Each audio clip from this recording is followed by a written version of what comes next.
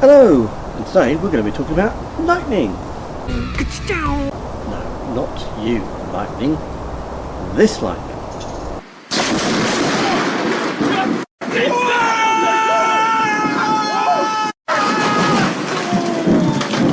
Whoa, so there you go. The power of lightning there. Now we all know why we wouldn't be working on electricity outdoors in a storm. It would be stupid to do so. But why would it be dangerous to work indoors during a storm? Well, let's go into the studio before something nasty happens out here, shall we?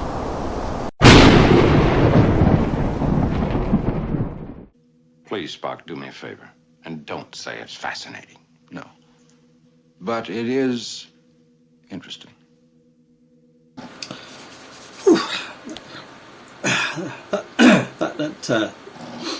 That stung a bit. Lifted my glasses up. Anyway, so how much power is actually in a bolt of lightning? Well, let's hand over to our resident expert, Dr. Emmett Brown. Dr. Brown, could you actually tell us the answer to that question, please? 1.21 gigawatts. I'm sorry, Dr. Brown. I might have misheard you. What did you say? 1.21 gigawatts. Thank you, Dr. Brown. Now, that's obviously in science fiction. In actual fact, unusually for Hollywood, they haven't actually exaggerated that figure. In fact, the actual real figure is way higher than that.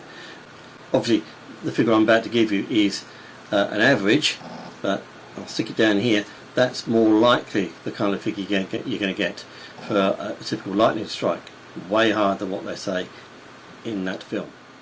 So what exactly could that type of power surge do to something in your house? Well, let's have a look at an example, shall we? All right, here we go. Done it at last. Now, we're off and running. So there you go, a rather unfortunate incident at the Trotter household there, but an excellent example nonetheless. Imagine if you were working inside a consumer unit and that happened. You'd get slightly more than a tingle, I would hazard a guess. So, why does that happen? So let's go out a piece of paper and do our diagram. Okie dokie, here we go. So let's put the ground in. That's nice and straightforward. And in the ground we've got a cable, and it's going to two houses. There we go. Now on that cable, you've got your line.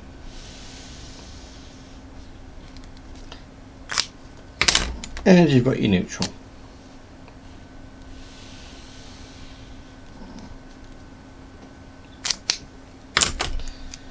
So this house and this house are connected on this same cable. However, one of them is on TNS, the other is on TNCS.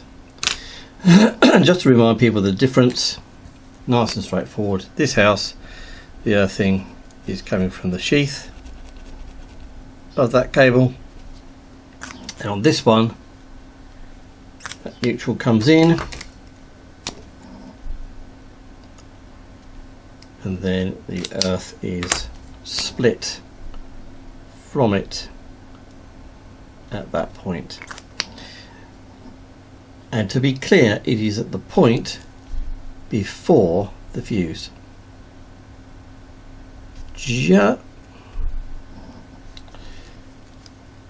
Just so we know, fuse or isolator, whichever we want to look at, okay? But that's basically how it is. That earth comes in before that, goes for an MET, same with that one. But that's the difference, so okay? So, here comes your storm. So you've got cloud there, cloud there.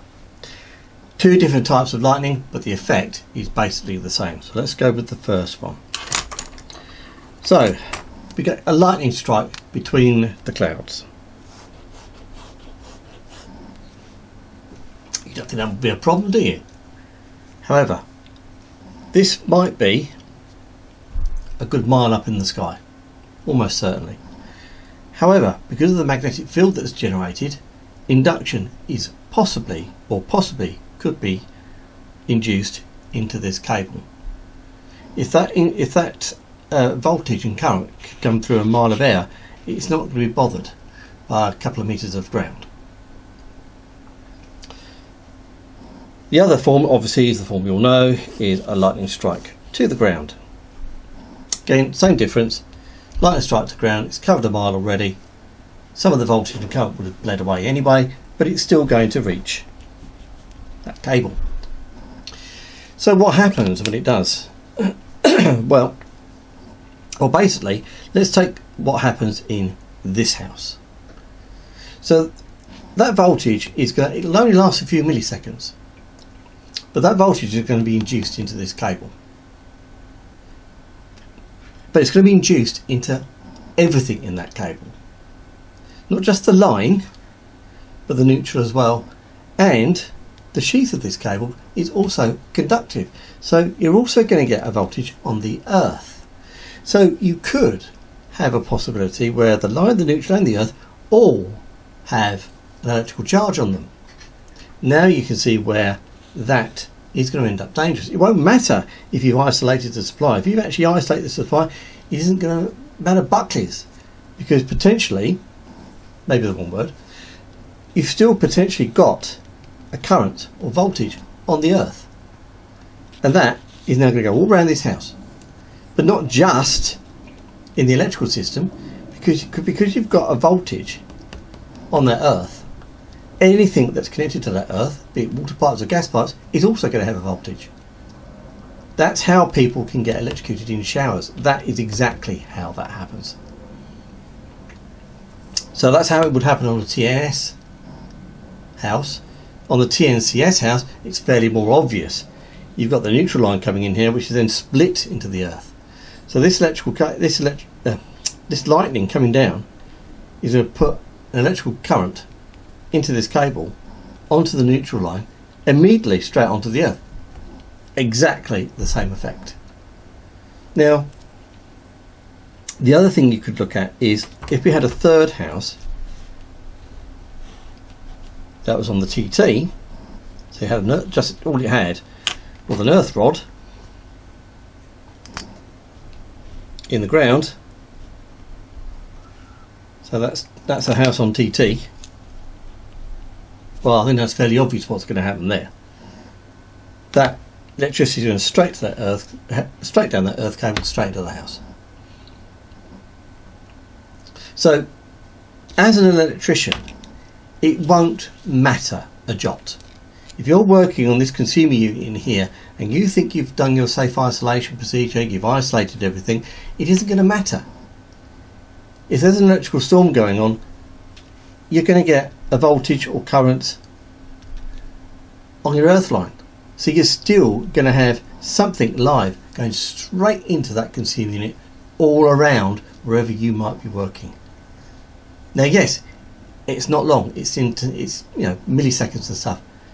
But I've already shown you earlier on what that voltage and current actually is. It's more than enough to do serious harm to anybody who's nearby. So there you go. There's plenty of examples of people being electrocuted in houses following lightning strikes, be them being in the shower or being in nearby plug sockets. If that surge travels along any of the cabling, including the CPCs, it's going to hurt if you're anywhere near it. And obviously the possibility of fire is actually quite high as well. Personally, I wouldn't undertake any electrical work indoors during a thunderstorm, or if a thunderstorm was forecast, I probably wouldn't even chance starting the work. Not just for my safety, but for the safety of people around me. I'm sure this is going to prompt a lot of discussion on whether I'm just being daft, stupid, silly, or whether I'm actually talking fact. I know there's a lot of myths that go around where lightning and storms are concerned. Some of it is actually true. So there you go. Hope this has been informative. And we'll see you on the next one. So, to answer the question about how much power is actually in a bolt of lightning, we're going to cross over to our resident expert, Dr. Dr. Dog. So how much power is actually in a bolt of lightning? Well, let's pass over to our resident that line rode right off there, didn't it?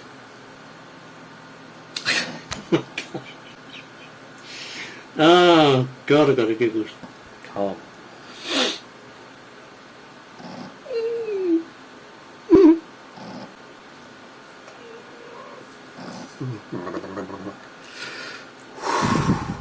Calm, man.